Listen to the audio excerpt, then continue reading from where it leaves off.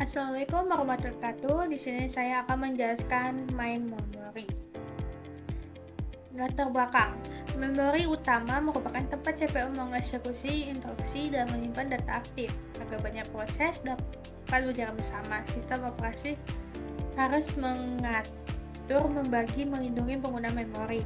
Tugas ini dibantu oleh Memory Management Unit atau MMU yang menerjemahkan alamat logis dari program menjadi alamat fisik di memori. CPU hanya dapat mengakses register dan memori utama secara langsung, sementara data dari penyimpanan sekunder harus dibuat terlebih dahulu. Karena akses memori lebih lambat digunakan cache saat untuk mencepatnya. Setiap proses memiliki ruang memori sendiri yang dilindungi menggunakan register dasar dan register batas, sehingga proses tidak bisa mengakses area memori milik proses lain.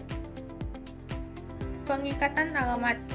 Sebelum program dijalankan, sistem menentukan di mana program akan ditempatkan di memori.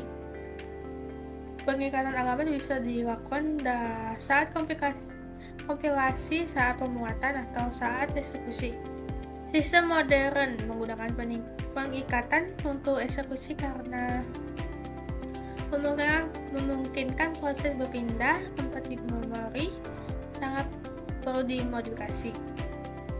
Alamat logis dan fisik. Alamat yang dihasilkan CPU disebut alamat logis, sedangkan alamat sebenarnya di memori disebut alamat fisik. MMU menambahkan nilai relokasi untuk mengubah alamat logis menjadi alamat fisik.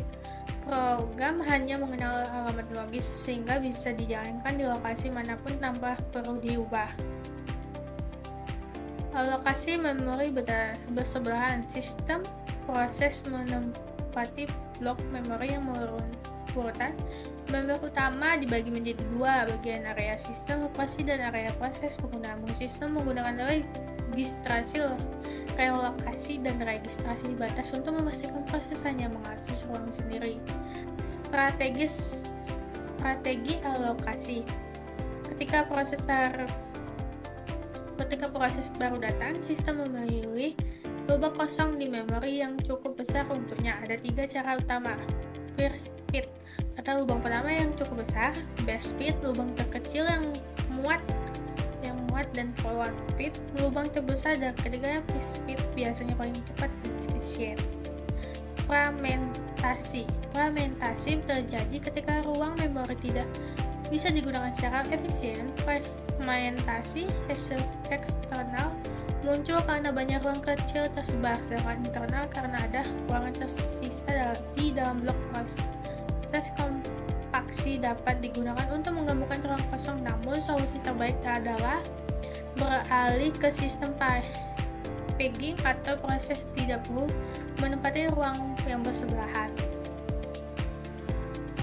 Pegging adalah cara sistem operasi membagi memori logis dan fisik menjadi bagian kecil berukuran sama atau pegs dan frames. Setiap halaman proses bisa ditempatkan di mana saja di memori, dan sistem tetap tahu lokasi yang mutable halaman. Teknik ini membuat pengguna memori lebih efisien dan menghilangkan fragmentasi eksternal. Memecah memori fisik memori utama atau RAM dibagi menjadi potongan-potongan kecil bukan tetap yang disebut frame.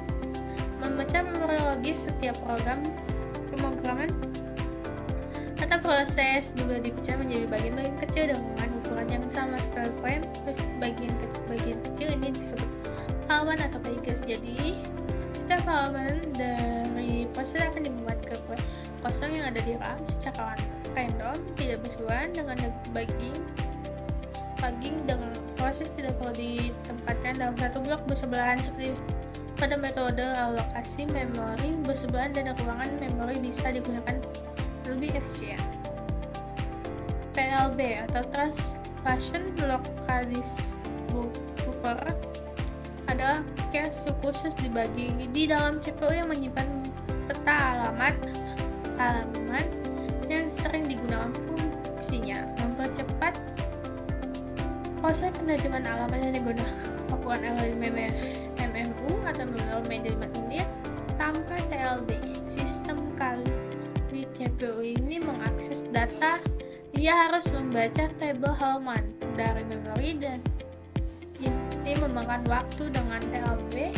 Jika dapat halaman sudah pernah diterlibatkan sebelumnya, CPU bisa langsung menemukannya di TLB atau lebih cepatnya karena disimpan di cache CPU.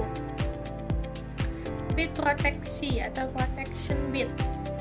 Setiap halaman dalam tabel halaman memiliki bit proteksi, yaitu penandaan yang menentukan izin akses terhadap halaman tersebut. Tujuannya melindungi memori agar proses tidak melakukan hal yang dilarang seperti menulis di halaman. Read only, ini jenis izin atau permission. Read halaman hanya bisa dibaca, what halaman boleh ditulis, execute halaman boleh dijalankan atau misalnya untuk kode program. Nah, penjelasan sekian dari saya. Terima kasih. Wassalamualaikum warahmatullahi wabarakatuh.